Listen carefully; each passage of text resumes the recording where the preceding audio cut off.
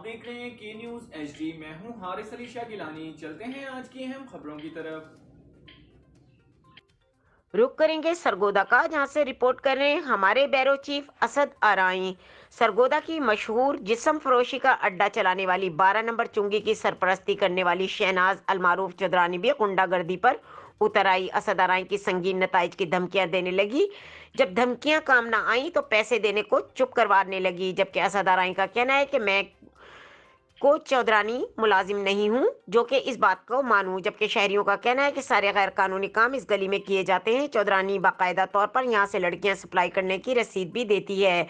जबकि यहां पर एंट्री फीस भी 50 रुपए वसूल की जाती है और अगर कोई पैसे ना दे तो इस तशद्दुद का निशाना बनाया जाता है। और इस गली में बाकायदा तौर पर शराब चर्स भी फरोख्त की जाती है और आने वाले शहरियों से पैसे छीन लिए जाते हैं।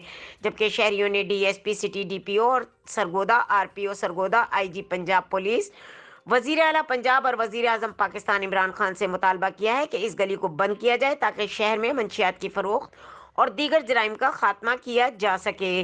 मजीद खबरों और अपडेट्स के लिए हमारे साथ रहिएगा। तब तक के लिए अपना ख्याल रखिएगा। अल्लाह हाफिज।